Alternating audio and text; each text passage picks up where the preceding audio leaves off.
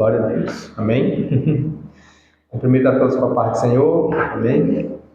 Graças a Deus, nós estamos dando início a mais um módulo dessa nossa temporada. E desta vez é o módulo de Hebreus, a Epístola aos Hebreus.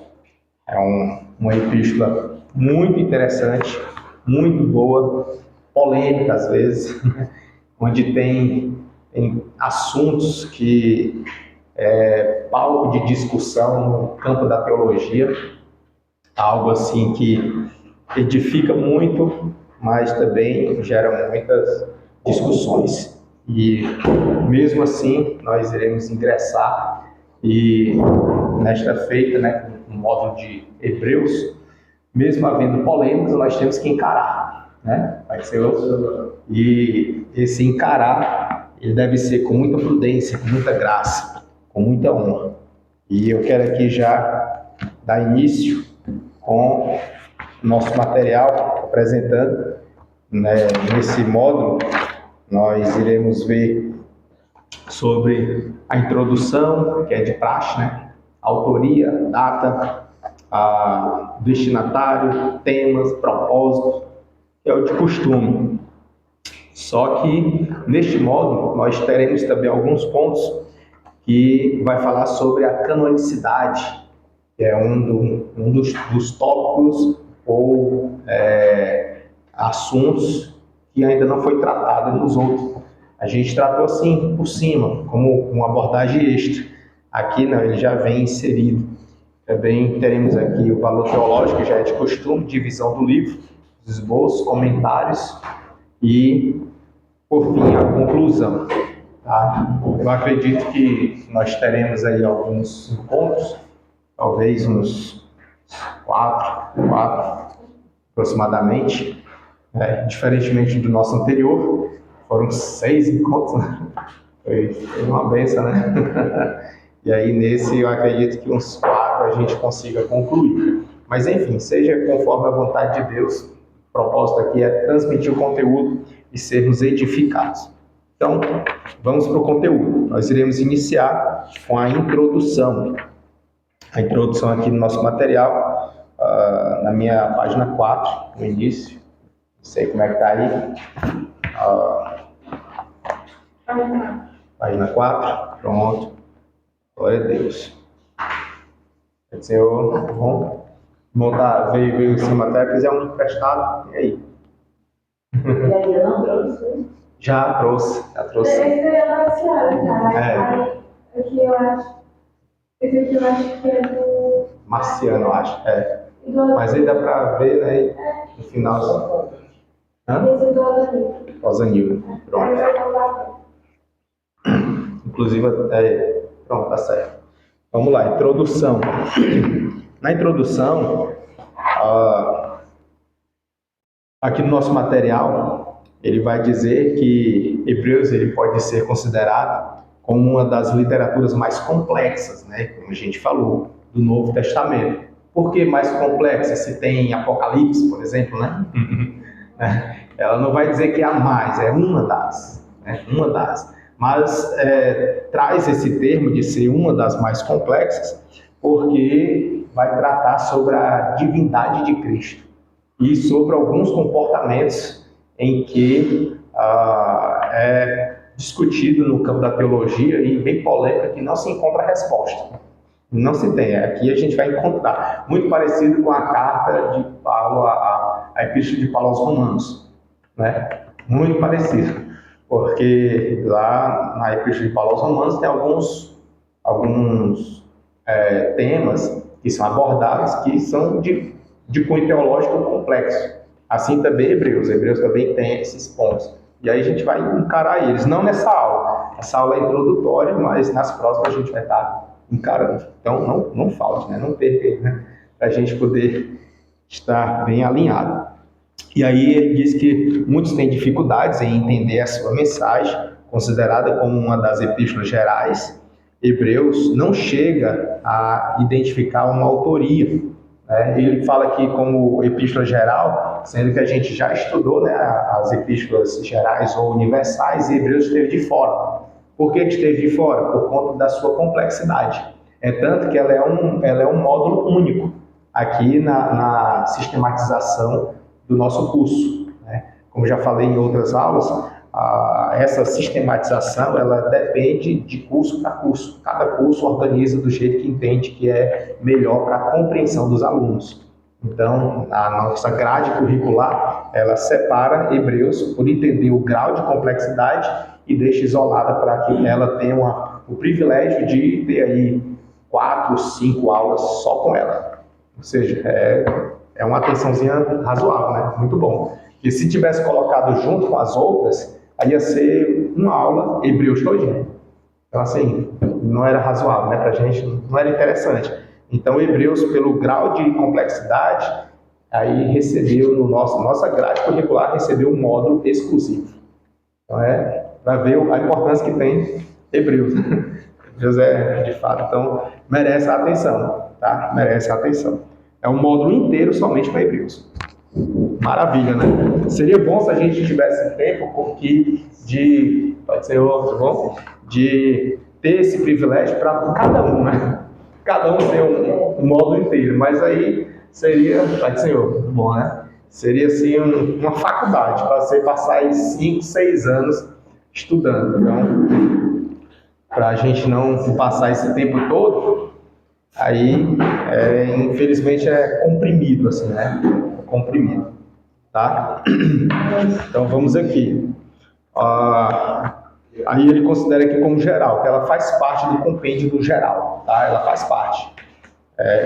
Inclusive, ela é tida, naquela classificação lá do Antigo Testamento, ela é tida como os livros históricos do Novo Testamento, né? Os históricos. Aí ela está na classificação geral. Quem escreveu aí, deixa eu ver, considerada como tal, Hebreus, chega a sua autoria. Sabemos, no entanto, ela não identifica a sua autoria, diferentemente de outros, né? Não identifica, que é também um dos pontos polêmicos, né? Aí ficam as sugestões, nós iremos daqui a pouco entrar. Sabemos que, no entanto, que tal escrito é de uma erudição notável. Aí ele vai frisar aqui que quem a escreveu possivelmente foi alguém que era cristão. Obviamente, era um cristão e que um dia foi o judaísmo. Então já era um cristão que se converteu, porque ele antes era judeu. Ele era do judaísmo e se converteu ao cristianismo. Então, essa é uma das convicções que se tem, né? Essa é pública e notória. Não sabemos quem é, mas as características. Essa pessoa, esse autor, ele já foi judeu, do judaísmo, e se converteu ao cristianismo. E que conversão, viu? Porque é conhecedor. É muito conhecedor. E convertido ao cristianismo verdadeiro, tal autor soube repassar com muita convicção a precisão, a transitoriedade do plano de salvação de Deus para com a humanidade. Hebreus possui uma mensagem bastante singular devido ao objetivo para quem a carta foi endereçada. Sua mensagem, ela gira em torno de uma comprovação autêntica de que Jesus, Cristo, ou seja, o Cristo crucificado, porque esse termo Cristo se tratando, fazendo menção ou referência da crucificação, tá? Antes da crucificação, Jesus não era conhecido como Cristo. Ele era conhecido como Galileu, Nazareno, filho de José, filho do carpinteiro, o homem da Galileia, entendeu? Era conhecido assim. Após a crucificação, passou a ser conhecido como Jesus, o Cristo, tá? Tem por isso que ele faz aqui, bota entre parênteses, né? Jesus, Cristo, aí bota o Cristo crucificado. Parece uma redundância, né? Mas é importante ressaltar porque essa terminologia Cristo é da cruz, é oriunda da cruz, tá? Não é outro senão o Messias, que veio a esse mundo não apenas para salvar a humanidade perdida, mas para dar sequência ao plano divino com relação aos judeus. Jesus, em Hebreus, é todo o cumprimento da lei. Ele fala assim, Jesus, em Hebreus, não é que seja na tradução, Jesus em hebreu, mas é Jesus na Epístola aos Hebreus. Quem é Jesus na Epístola, né? Quem é? Aí ele vai dizer, esse Jesus aqui da Epístola é todo um cumprimento da lei, sendo este tudo em tudo, superior a todos os tipos, né? Aí ele vai entre parênteses, figuras do passado apresentados no Antigo Testamento. Hebreus também apresenta a superioridade de Jesus em tudo. Sendo assim, o povo de Israel estava de parabéns, né? E dá aqui uma parabenizando, né? Por ter Deus cumprido sua promessa ao enviar seu Filho amado a esse mundo, ainda que este tenha sido rejeitado e desprezado. Mesmo assim, Deus aproveita tudo isto e concretiza seu plano de perdão e remissão para o seu povo. Que coisa maravilhosa, né? Parece assim para nós, né? Tendo nós feito tanta coisa que não agrada a Deus, ainda assim Deus não desistiu de nós. Deus não desistiu e ainda assim perdoa. Toda vez que a gente clama, Ele atende. A gente abre o coração, Ele está junto, está pertinho. É incrível, é algo assim que nos constrange, né? Nos constrange, porque de mérito nós não temos, não merecemos.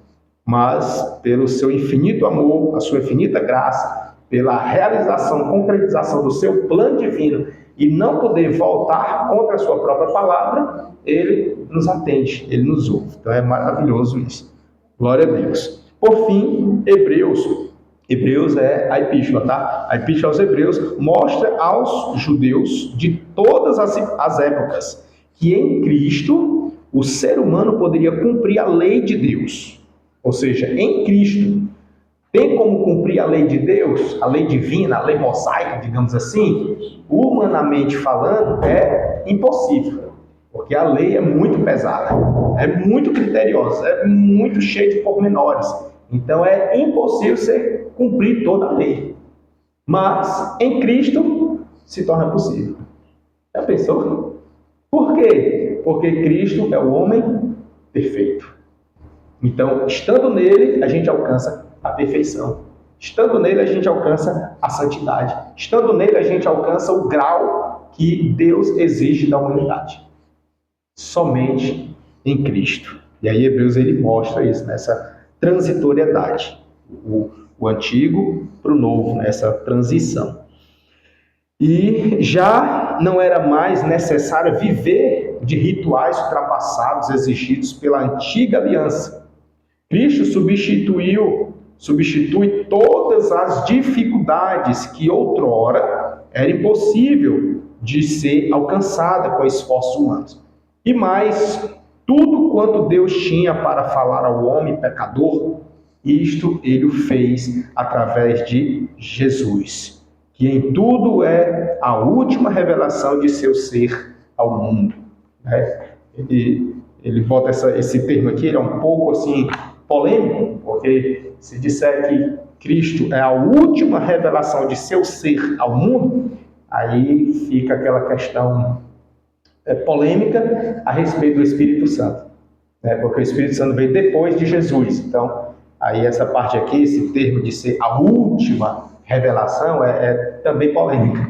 Então, assim, veja que Hebreus é cheio de coisinhas, cheio de pormenores. Mas, enfim, isso aqui não foi Hebreus, isso aqui foi do comentário, então a gente já analisa. Vamos avançar. Autoria, né? Feita a introdução, essa parte introdutória, eu quero aqui já trazer para a parte da autoria. Na autoria, meus amados, é uma polêmica, é onde mais permeia a polêmica sobre a Epístola aos Hebreus. Por quê? Porque na autoria, a própria Epístola não traz. Né? Veja aí na Bíblia de vocês se traz alguma coisa, algum traço.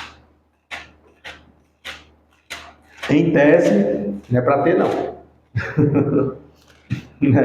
Em tese não é para ter não. Aqui na Almeida Corrigida, pentecostal, ela começa assim: havendo Deus antigamente falado muitas vezes e de muitas maneiras aos pais e aos profetas, a nós falou-nos nestes últimos dias pelo Filho. Começa assim. Falou quem era? Não. Como é que está aí? King James. Havendo Deus, desde a antiguidade, falando em várias ocasiões e de muitas formas aos nossos pais, por intermédio dos profetas.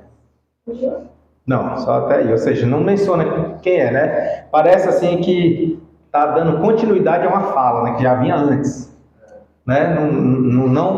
Não tem aquele ar de introdução, de início, saudação. Não tem. Simplesmente vai falando, né? Vai narrando. É assim que está por aí? Né? Não dá assim essa ideia? Parece que foi um livro bem grande que cortaram aqui, mandaram uma parte e ficou a outra. Né? Não dá essa aí. Só que aqui é só um resumo. Que é um resumo que ele vai falar lá na frente. Ele vai dizer que escreveu resumidamente.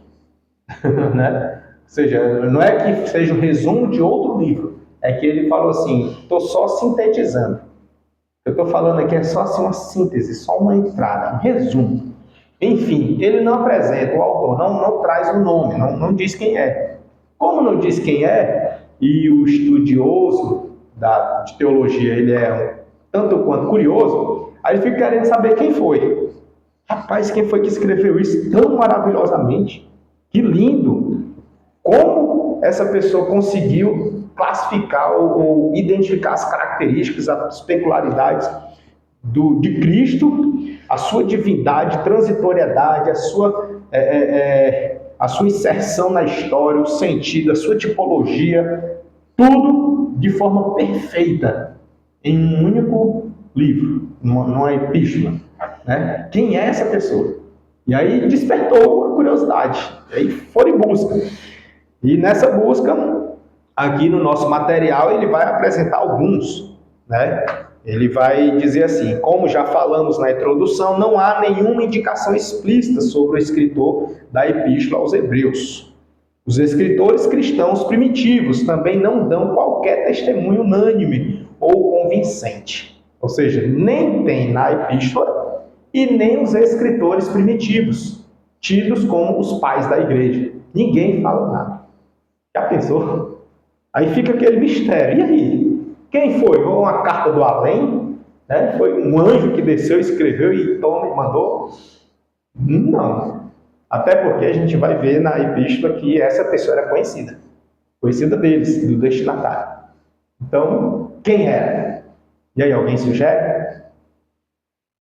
Alguém quer levantar a mão e dizer assim? Eu só não vou justificar, mas sempre digo que é Paulo.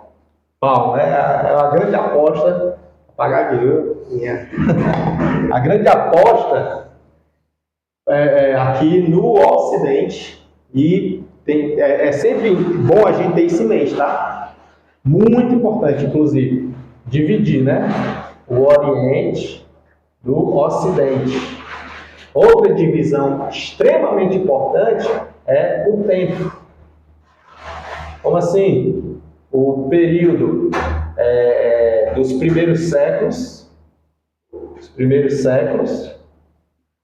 e os posteriores. Esses posteriores é extremamente importante também, de igual modo, o período da Idade Média.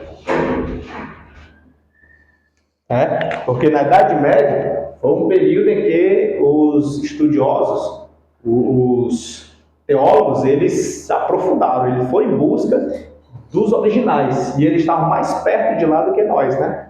Por exemplo, fazendo aqui uma linha do tempo, digamos que nós estamos aqui, e a Idade Média esteve, vou botar aqui 1500, vou botar aqui, e aqui foi o primeiro século, o ano 100. E bem aqui é o período de Cristo e apóstolos. Né? Então, aqui foi o período da escrita. Esse período aqui, dos apóstolos. Certo? Cristo não escreveu nada, mas os apóstolos escreveram. Então, a gente vai considerar esse período. Então, até o ano 100, estavam escrevendo alguma coisa. Do ano 100 para cá, não tinha mais ninguém vivo nessa época. Não é possível, né? Mas, por que não é possível? Boa parte deles morreram até o ano 70. Ficando quem?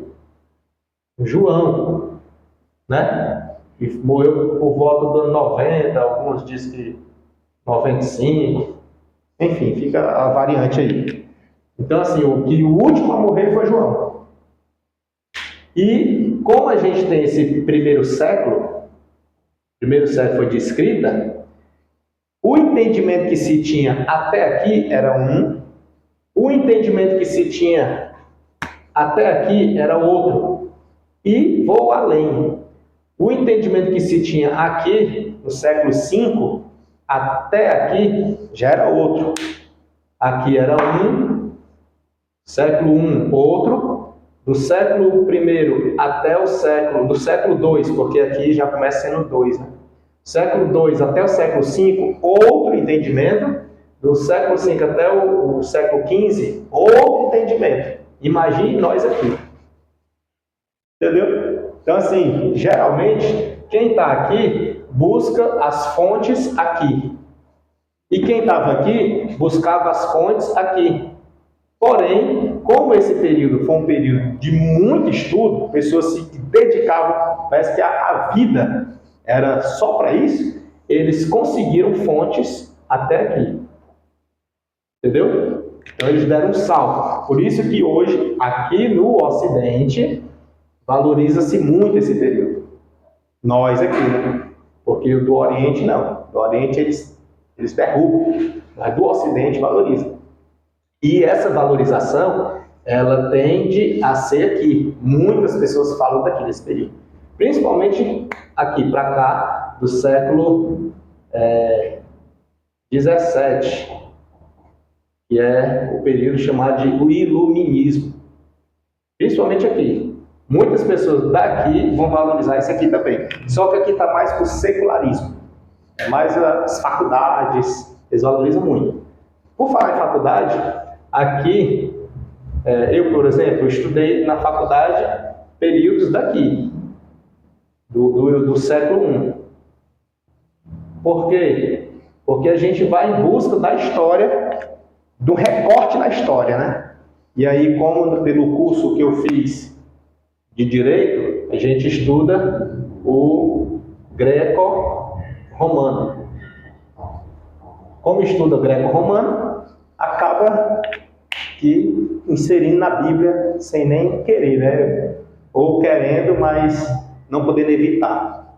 Né? Então, o greco-romano. E por estudar greco-romano, a gente estudou alguns os pais da igreja, né? Que é tido assim, como Agostinho de Hipona, Agostinho, Tomás de Aquino, Tertuliano, Clemente. Clemente tem dois, tem o de Roma e tem o de Alexandria. Então, assim, isso depende do curso, obviamente, né? Mas eu estou fazendo um aproveitamento, né? No curso de Direito a gente estuda também essas coisinhas aqui. E aí isso já agrega, já aproveita. E aí, como aqui, mesmo no secularismo, a gente dá uma estudada saltando do Iluminismo, Idade Média, e chegando no século I, se aproveita muita coisa. Então a gente vai tipo buscar direto na fonte. E hoje em dia, com a globalização e a internet, e agora a mais recente inteligência artificial, a gente tem essa oportunidade de buscar realmente lá, ou até antes. Entendeu? Só que aí vai depender da fonte. Lembre-se disso, sempre tenha cuidado, porque às vezes a fonte que você foi buscar, ela, por exemplo, se você buscar aqui, você tem que saber de onde ele tirou. Aí você vai saber, de repente ele tirou daqui. Aí você tem que saber se esse daqui, a qual esse buscou, de onde ele tirou. Aí se ele tinha tirado daqui, do século V, aí você tem que investigar, saber se esse daqui, onde ele buscou para ter essa afirmação. Aí vem para cá. Aí daqui, onde ele buscou? Entendeu? Tem que ser assim. É uma volta. Por isso que eu estou dizendo, cuidado com a fonte. Que às vezes você está aqui e vai buscar e traz como verdade. Não sei o que nunca lhe disseram. Cuidado. O que a Bíblia conta que lhe esconderam até hoje. Cuidado com essas coisinhas, né? Essa chamada, né? O que eu descobri que seu pastor nunca contou. Cuidado. Entendeu? Não tem nessas chamadas? Cuidado, porque o que esse descobriu talvez foi algo que não era para ter nem trazido à tona. Porque se estava guardado, algum motivo tem. Porque até a palavra diz, né? É a palavra mesmo. Né? Então, assim, tem que ter cuidado. E aí, às vezes, esse iluminismo aqui, aconteceu muito isso. Descobrir coisas que nunca te contaram. Aí essas coisas que nunca contaram é porque era heresia. Entendeu? Só por isso. Então não quer nem saber. Continua sem saber. Ou Aqui necessitamos do Espírito Santo. Né? perfeito, o que a gente precisa, o Espírito Santo ele fala, ele traz. E nós, agora sim, agora eu faço um recorte, abro um parênteses, boto uns colchetes. Nós, estudantes de teologia, precisamos saber. Saber do iluminismo, saber da Idade Média, século V, os primeiros séculos, pais da igreja e apostólica. É necessário. Para nós é necessário. Para quê? Para que nós venhamos estar mais convictos da decisão que fizemos em escolher andar com Cristo. Entendeu? Convictos e fundamentados. Mas quando eu digo assim, eu digo até o Espírito Santo também, porque assim, ele mostra até coisas assim, a gente não cai. Exato. Perfeito. Perfeito. Por exemplo, aqui vou trazer aqui no curso de Direito, por exemplo, que a gente estuda essas coisas aqui, greco-romano e tal, também se ensina alguns professores, já depende do professor, Cipriano. Por que Cipriano? Porque também é lá do início. É lá do começo, daqui, ó. Aí ensina também Cipriano. E Cipriano, para quem não sabe, é o que se usa na Umbanda, Candomblé, satanismo, né? Satanismo, usa-se lá. Entendeu? Aí ensina também. Ensina também. Só que depende do professor, né? Tem professor que tem inclinação, aí ele gosta de falar. Né? Eu tive uma professora que só Jesus. Ela disse que ela era muito... Como é que ela era? Ela era... Eu esqueci o termo que ela usou. Sei que ela disse assim, mas graças a Deus eu encontrei a luz. E ainda disse assim, graças a Deus que eu encontrei a luz. Aí a gente julgava que ela não tinha conhecido Jesus e que agora ela conheceu Jesus. Era o que a gente tinha julgado, né? Mas graças a Deus eu encontrei a luz, agora sim, agora eu ando na luz, eu estou na luz, e estou tendo de luz, e luz, e luz, e luz, e luz, até que um dia, no mesmo dia, ela falou aí, uma pessoa perguntou, professora, só por curiosidade aqui, e aí a senhora, como foi que a senhora encontrou a luz? O que é essa luz? Não, agora eu sou do Candomblé. Ela virou quadro nesse. Foi. Aí a sala ficou assim, emudecida. Como? Não é tipo teologia? Não, é direito. É que eu tô falando que se aproveita, né? A gente estuda greco-romano, período greco-romano. Aí como estuda greco-romano, a gente estuda essas pessoas aqui, ó. Agostinho de Hipona, Tomás de Aquino, Tertuliano, Clemente, de Roma e Alexandria, Cipriano. Estuda tudo, né? Eu acho que não é errado conhecer, né? Não é errado conhecer. Só não é correto a gente absorver. Exato, perfeito. Por isso que eu estou dizendo, o estudante de teologia precisa saber. É muito importante saber, é bom. E a gente vai olhar para a história dos Daniel e os demais que estavam na Babilônia, mas eles... Perfeito, os cativos, né? Exato. Eles mantiveram separados, né? Estando lá, mas separados. Ele fala que eles tiveram que estudar o livro dos caldeus, né? Exatamente. E aprenderam. Eles Mudou até de nome. Mas o nome que eles tinham, que consideravam, era o nome hebreu. Por isso que, inclusive, só abrindo parênteses aqui rapidamente, não é correto nós, estudantes de teologia, falar na igreja ou ensinar, mencionar o nome caldeu. Não é. Tipo, Daniel, Belsazar. Não, Beltesazar. Beltesazar é o nome caldeu, mas a gente chama ele de quê? Daniel. Daniel é o nome hebreu, que engrandece a Deus. Beltesazar é em homenagem ao Deus caldeu.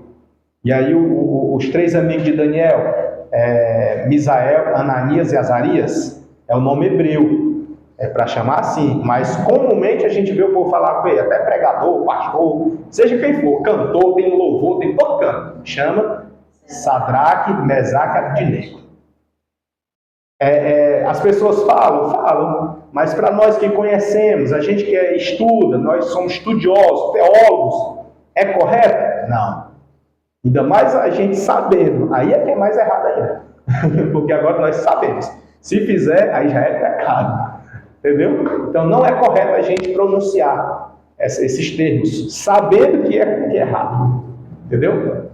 E aí agora, como eu já sei, eu não vou mais pronunciar os outros nomes, eu vou mencionar o Daniel. Bom, Daniel. E os três amigos dele? Só lembrar, Misael, Ananias e Azarias. Faz um mnemônico aí, decora e aprende, né? Entendeu? Muito importante. Então vamos seguir aqui. Então tem as sugestões, né? Esse pessoal aqui, por exemplo, buscando as fontes, né? Desenha aqui as fontes. A gente vê. No Ocidente, acredita-se muito. Em qual período? Nesse período aqui, ó, do século V para frente, até aqui, o século XV, acreditou-se muito. A grande aposta, a grande maioria, era que o autor era Paulo. Mas foi sempre assim? Não. Por quê? Porque isso é só do século V até o século XV. Né? Por quê? Porque aqui, no século XVI, Lutero, isso, 16, né? Obrigado. Quando fecha assim, já é o próximo. Né? É o século XVI, obrigado. Aí, aqui no século XVI, Martinho Lutero vai sugerir outro nome, outro autor para lá. Quem era? Ele sugeriu Apolo. E aí, daqui para frente, já ficou assim, Paulo ou Apolo? Paulo ou Apolo? Até aqui era Paulo. É Paulo. Era tão forte isso, eu não sei se ele trouxe. Aqui no material ele até diz que hesitaram em aceitá-la como canônica e tal. Consequentemente, muitas cópias manuscritas vieram a ser intituladas. Muitas cópias, ou seja, as traduções, a gente tem traduções, né? Na tradução, na cópia, tipo assim, na Bíblia, botava aqui na frente. Não só Hebreus, botava assim, ó, a Epístola de Paulo aos Hebreus. Estava na Bíblia, entendeu? Porque a crença daqui do século V ao XVI era muito forte. Agora imagina o tempo, ó, dá mais de mil anos, não é não? São séculos. 11 séculos, né? Dá mais de 1000 anos. Entendeu? Mais de 1000 anos falando isso. Epístola de Paulo aos Hebreus. Fica ou não fica na mente, nas gerações futuras? Imagine só uma geração, sei lá, vou considerar de 100 anos, que não tem, né? Mas na época talvez tivesse 100 anos, uma geração. Aí o pai ensinou para o filho, que era Paulo, né? Isso é Paulo. Aqui, ó, tá na Bíblia, aqui, ó, Epístola de Paulo aos Hebreus. Aí esse filho durou 100 anos também. Aí já passou pro neto ou pro filho, dizendo, não, meu pai falou que era Paulo. Aí lá é Paulo, beleza. Aí esse filho durou 100 anos. Aí já passou pro outro filho, dizendo, não, meu pai falava que o meu avô já falava. É Paulo. Aí Aí por tradição. E assim vai. 1000 anos, pessoal, não sempre foi Paulo. Entendeu? Na outra geração aqui, na terceira, na quarta, aí dizer, sempre foi Paulo. Todo mundo falou que é Paulo. Meu pai já falou, meu avô, meu bisavô, e todo mundo fala que é Paulo. Imagina aí. E aí, para você desconfigurar isso, é uma briga. Aí vem Martinho Lutero, muita coragem, e diz, não, que Paulo o quê? Eu fui atrás, eu fui, ó, lá nos originais. E eu notei que está mais para Apolo do que Paulo. Aí ele cravou, sustentou, Apolo. E aí daqui de Lutero para frente, iluminismo e tal, chegando, aí já ficou duvidoso. Já temos o quê? 2. Né? Estamos aqui, ó, século 21. Estamos só quase ao mesmo tempo, né? 511, né? Tem 600 anos. Assim, aproximado, né? Menos tempo do que esse. Mas veja que agora está duvidoso. E aí, como nós temos acesso à fonte, lá no começo, foi se descoberto mais. Certo?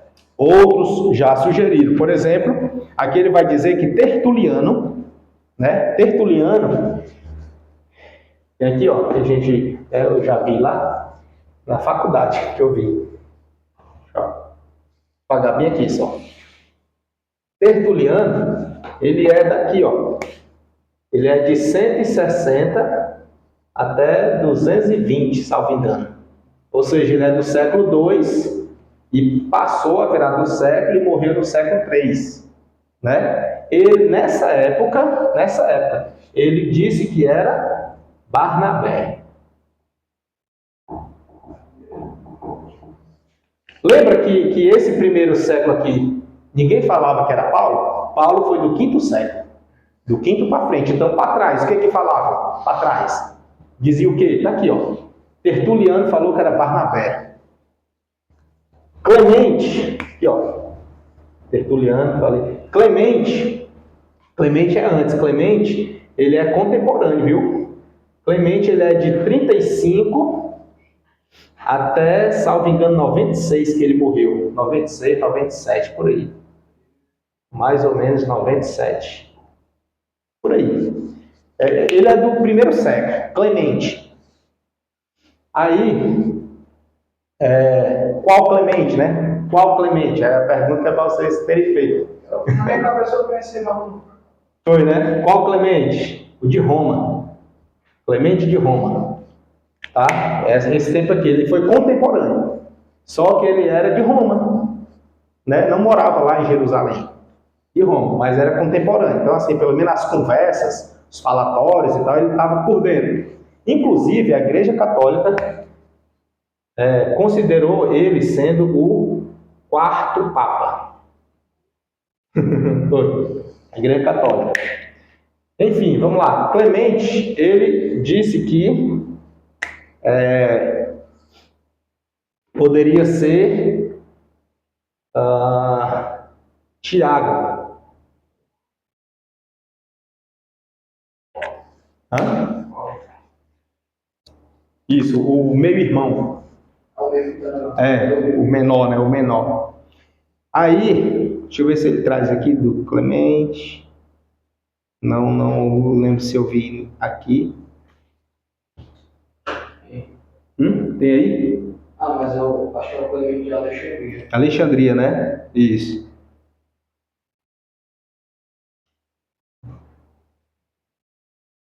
Aí o que acontece? Alguns que julgam ser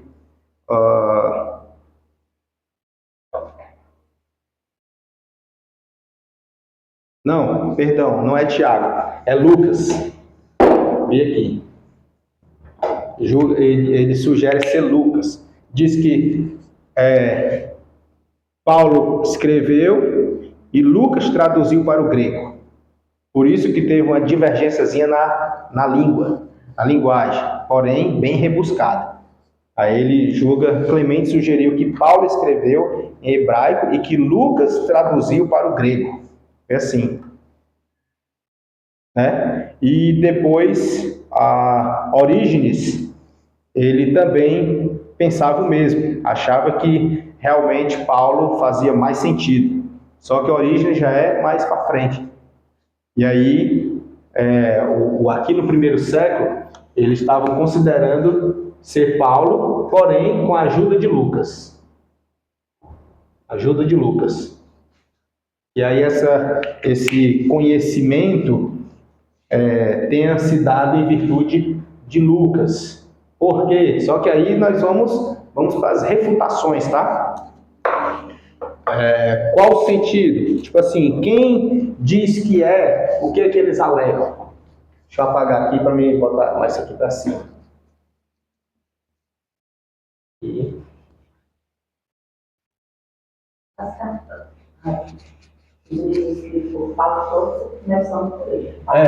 Exato. Né? Vamos observar isso aí, tá vendo? É isso que a gente observa. Se foi Paulo, por que ele não se identificou? Né? Aqui, Matthew Henry, ele vai dizer que a grande crença, inclusive dos primeiros séculos, cadê eu apaguei, não foi? Primeiro século, a grande crença é que Paulo não tenha se identificado, tenha sido realmente ele, porém ele não se identificou, segurar aqui, né, para dizer que não sou eu que estou falando, né? Vai dizer que foi realmente Paulo, porém Paulo não se identificou em razão da resistência dos judeus pela sua pessoa, porque Paulo não era fariseu, então ele em si, os judeus não tinham muita aceitação por ele. Então, se ele botasse o seu nome, os judeus iriam descredibilizar a epístola. E aí não iriam lê-la, não iriam acreditar no que estava escrito, só porque era de Paulo. Sendo de Paulo, nem conversa, joga para lá. Entendeu? As outras não foi para hebreus, né?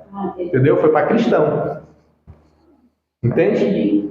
Aí ele vai dizer nesse sentido, que realmente foi Paulo. Porém, ele não se identificou para que não houvesse resistência ou rejeição por parte dos hebreus. Ele era queimado pelos hebreus.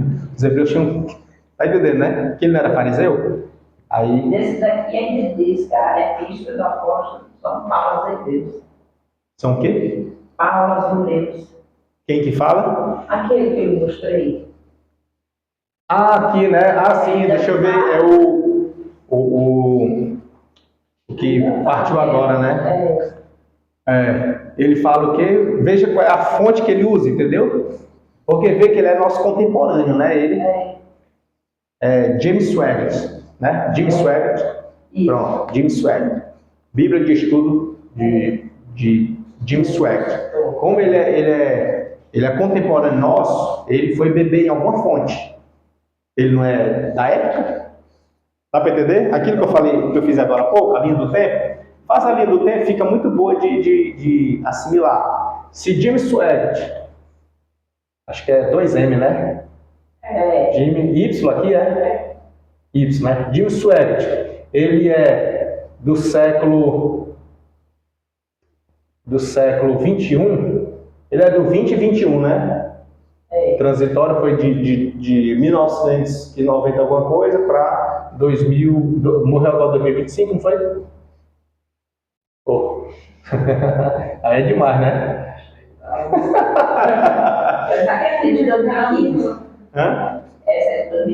Mas está dentro do século 21, né? Aí, como ele é daqui, ele não é do primeiro século, então ele teve que beber em alguma fonte. Tem que saber qual foi a fonte que ele foi buscar. Se foi no século 17, né? Eu vou botar assim porque em algarismo romano fica muito longo aqui, né? 17, ou se foi no 15, ou se foi no 5, ou se foi no primeiro, entendeu? Tem que saber. É importante saber. 1990. Não, tem que saber de onde ele tirou o pensamento. Entendeu? De onde veio? Ou foi do alto, né? Tem que saber de onde foi. Revelado, né? Entendeu? Tem que saber de onde foi. É muito importante isso. Isso assim, faz toda a diferença. Entendeu? Faz toda a diferença. Enfim, só tem um que a gente acredita piamente. Que teve revelação e passou e a gente acredita e ponto final. Quem foi? Paulo. A gente acredita piamente. Óbvio que lá na época a igreja ficou meio desconfiada. Ananias foi o primeiro. A Ananias não e Safira, né? O outro Ananias. O Ananias profeta, né? Um servo lá, servo, né? Servo do Deus Altíssimo, né? Ele ficou desconfiado, né? Então, assim, Quem deu credibilidade para Paulo foi Barnabé. Barnabé foi que apresentou ele para o colégio apostólico e levou para o campo missionário, Barnabé.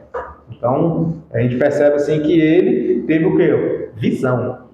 Com a visão, intimidade com Deus, Deus se separou, reservou, ele passou ainda um período, salvo engano, eu não lembro o tempo, né? Mas ele passou um período, foi para a Arábia, da Arábia veio para Damasco. Aí de Damasco, aí vai dizer que ele, 3 anos depois, ele foi para Jerusalém. Aí a gente não sabe se esses 3 anos foi em Damasco ou na Arábia. Porque está emendado lá, né? Entendeu? Está emendadinho. Aí ele foi para a Arábia, da Arábia foi para Damasco. E 3 anos depois, foi para Jerusalém. Aí Diz que nesse tempo aí que Jesus falou com ele, revelou as... que eu fui arrebatado até o 3º céu e tal, não é assim? Pronto. Aí de Jerusalém, vê só a trajetória dele, ó. Ele da Arábia, depois Damasco.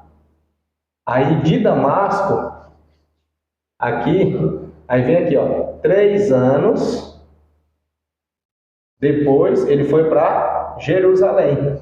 Aí de Jerusalém, isso, aí passou aqui 15, 14, foi 15 dias, né? Aí foi 14 anos que foi depois aqui. Aí daqui ele teve uma viagem missionária, foi acho que para a Síria, ou botar bem aqui, acho que foi para a Síria, e da Síria ele foi para Cilícia. Aí daqui foi que ele passou 14 anos. 14 anos. Aí depois voltou para Jerusalém. Trajetória de Paulo, né? Mais ou menos isso aqui. Aí, que eu não vou lembrar agora, não sei se eu lembro disso não. Deixa eu ver se eu acho aqui. Achei, ó. Que benção. É Gálatas, capítulo 1. Capítulo 1.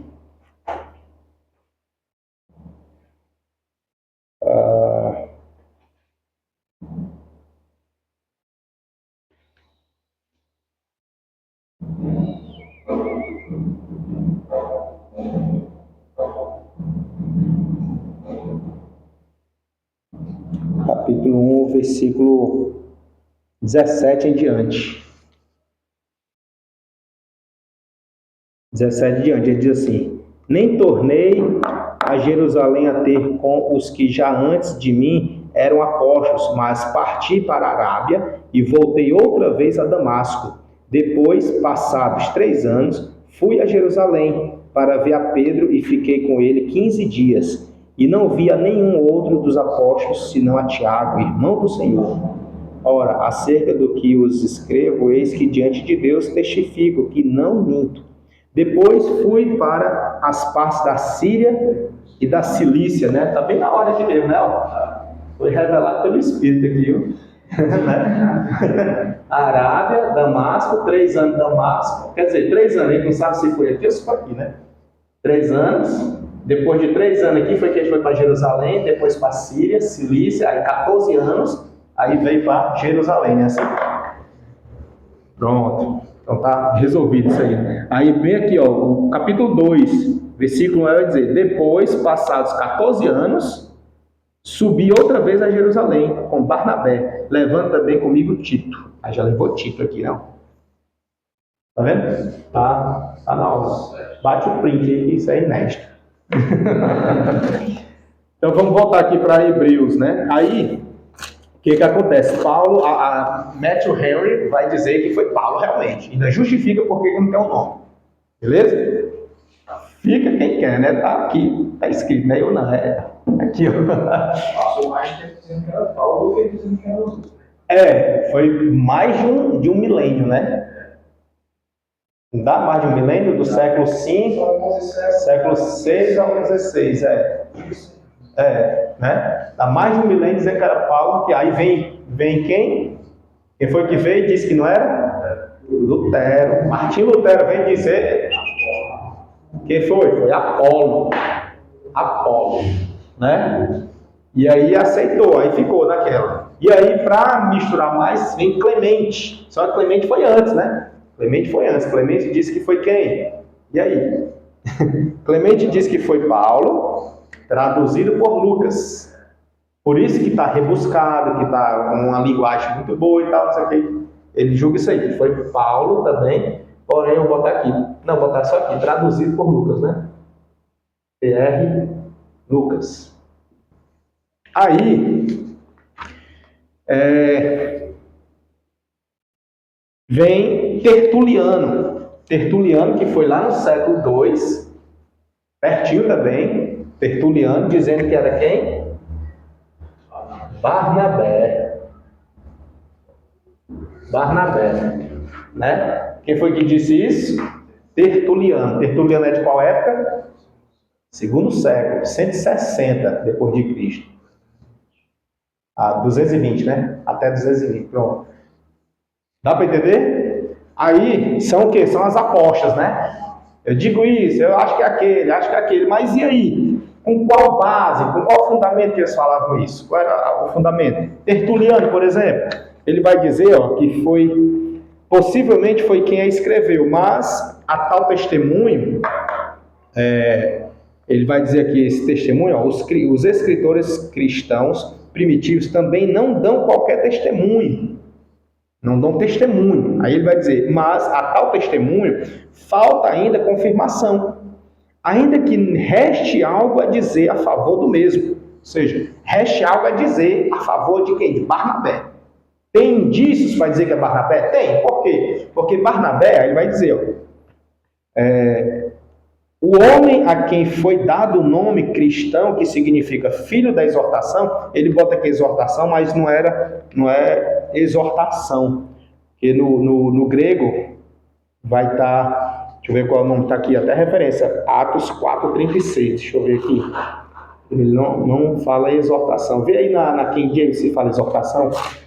Na corrigida ele usa outro termo. 4,36.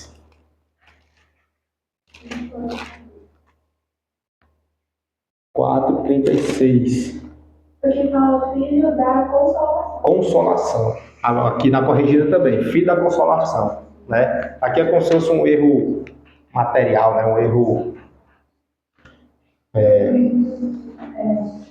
material, mesmo, é o termo correto. Erro de digitação não é digitação, é quando é um erro na grafia, né? Erro de digitação, vou escrever exortação com X e boto com S, é erro de digitação, mas o erro do nome mesmo, total, é material, tá comigo? E aí tá em 22, né? Deixa eu ver se... Pra mim já tá razoável. Aí tá quentinho aí? Então pronto. Porque tá bem, deixa eu oscilar aí. Eu vou botar virado pra mim. Será que ele vem ou não? Eu apertei aqui pra oscilar e não vem. Aí ó, tá oscilando, tá vindo. Pronto, vem pra cá, mira pra mim. Pronto. Aí. Pronto, agora sim, aí vem pra cá.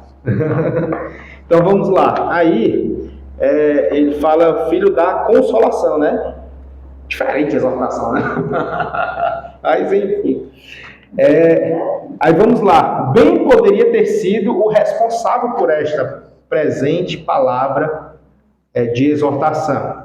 Aí diz assim, aí exortação ele vai falar aqui porque a terceira parte da Epístola aos Hebreus, ela é de exortação. Ela é exortativa, ela. Eita, glória aí. Foi só mudar o bicho pra cá aqui. Será que ligaram lá, hein, a Geraldo lá? Ligaram, foi, Lembrou, né? Acho que já encerraram as atividades. Só confere lá pra gente. Acho que encerraram, e aí encerraram, estão desligando tudo. Mas aqui não fala não, né? Aqui segue, aqui Glória a Deus. Então vamos lá. Aí ele vai dizer, sendo o quê? Olha as características de Barnabé para que o apóstolo de Tertuliano seja ele.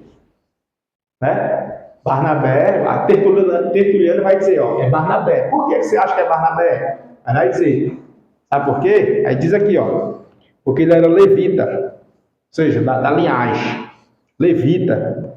Certamente ele se interessava mais que ordinariamente nos rituais sacrificais, sendo judeu de Chipre, ou seja, levita, um judeu. É muito provável que ele tivera íntimo contato com os ensinos helenistas e filosóficos do judaísmo de Alexandria, com os quais tanto o escritor como os seus leitores parecem ter tido alguma familiaridade. Ou seja, na leitura da epístola, ele percebe que ele fala muito do judaísmo, fala muito das práticas, da tradição, dos conceitos, da valorização, supervalorização do judaísmo em detrimento ao cristianismo. E como ele fala com muita propriedade, é alguém de lá. E ele se inclui, ele bota nós e nós, ele se inclui. Né? Então, assim, é a aposta do Tertuliano, dizendo que é Barnabé, nesse sentido, porque ele viu no currículo de Barnabé e viu que bate, que casa com o texto, com a didática da epístola. Perceba como é que se avalia, né? Se avalia conforme o que está escrito. Não foge de lá. Só que tem um porém. Qual é o porém? É que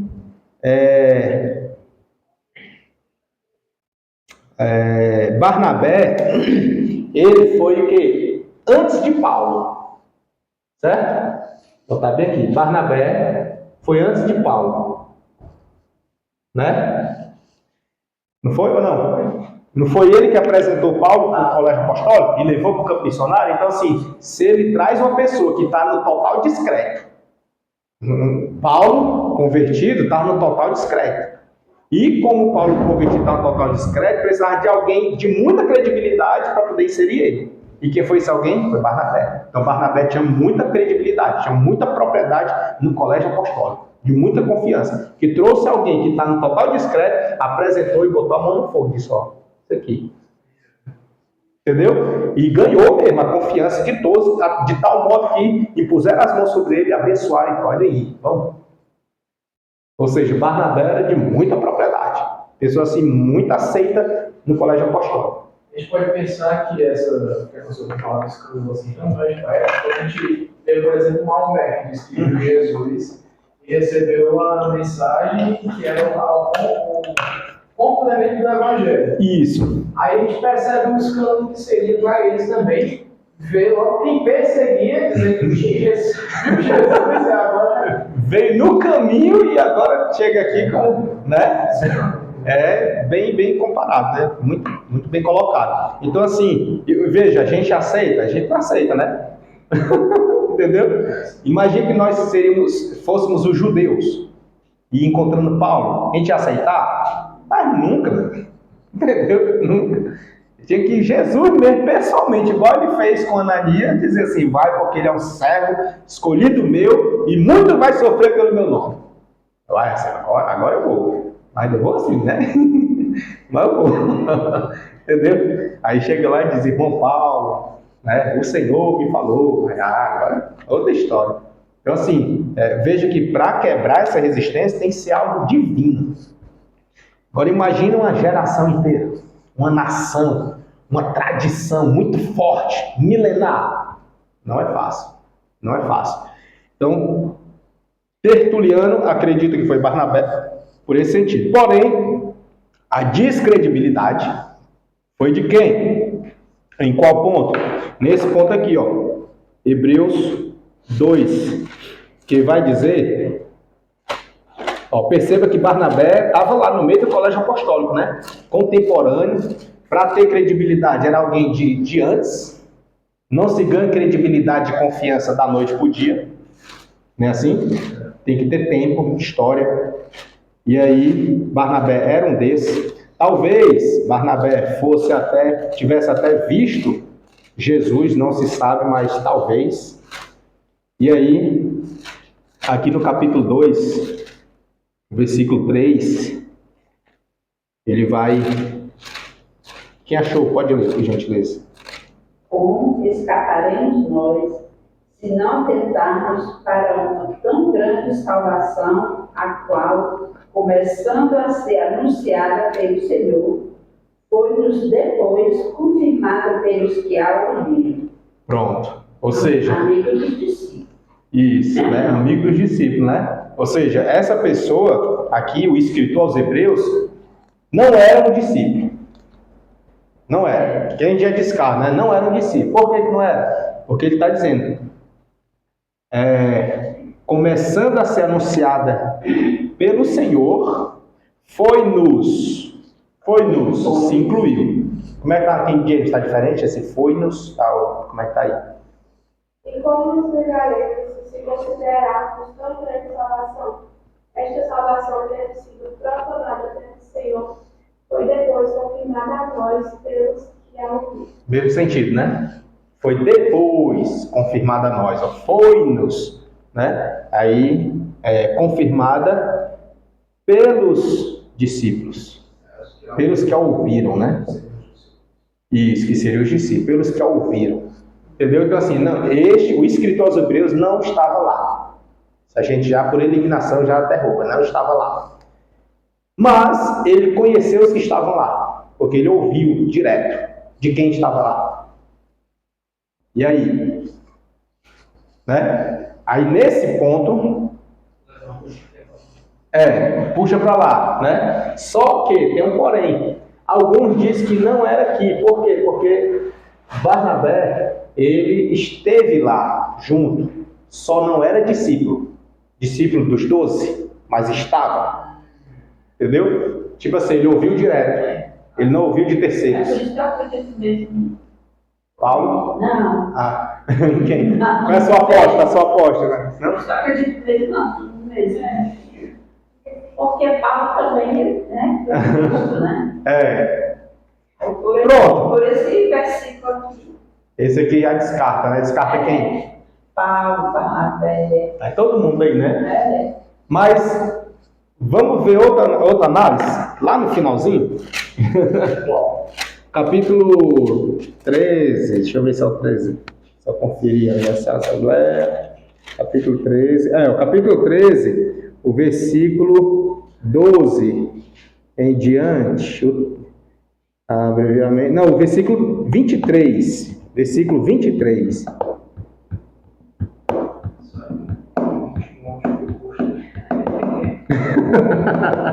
Entendeu? Aí puxa pra quem agora? Entendeu? Então assim, né?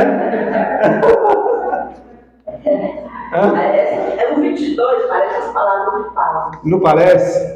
Aqui tudo aqui, ó. Até a saudação. Agora, irmãos. Né? E aí, vai pra onde agora? Não puxa pra cá agora? Só que, se puxar para cá, como é que fica a situação do versículo 2 do capítulo 1? Aliás, o capítulo 2, versículo 3. Capítulo 2, versículo 3. Como é que fica? Depois nos foi confirmado pelos que a ouviram.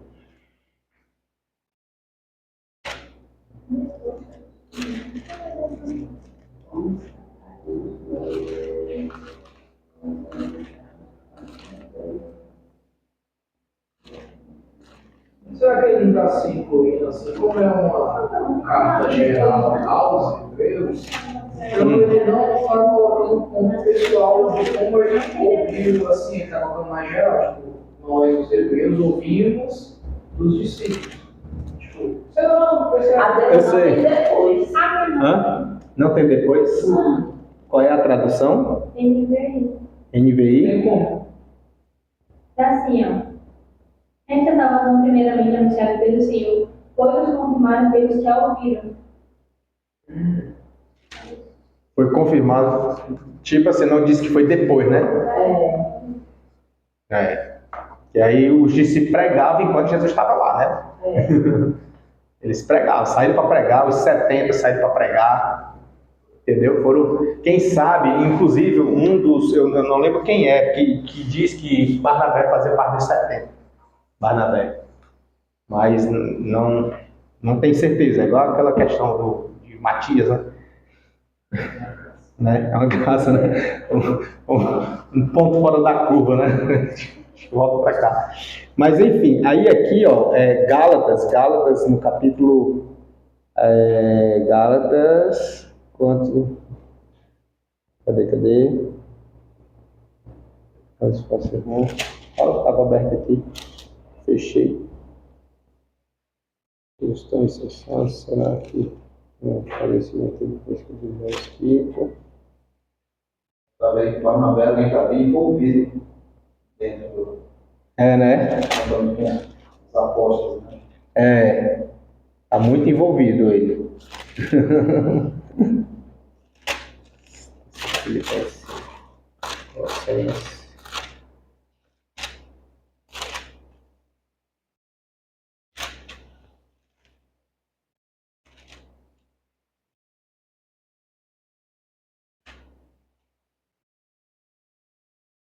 Não estou encontrando.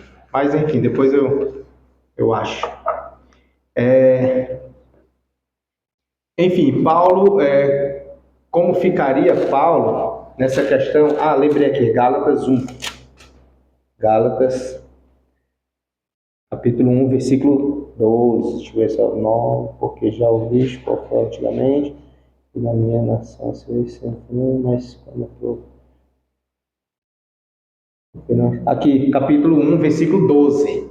Como ficaria, né, em contraponto com Hebreus 2:3. Hebreus 2:3 vai dizer: e foi-nos anunciado, né, por aqueles que lhe ouviram. E aqui no Gálatas 1:12 vai dizer assim: porque não recebi nem aprendi de homem algum, mas pela revelação de Jesus Cristo. Entendeu? Ainda fala que não recebeu de homem algum.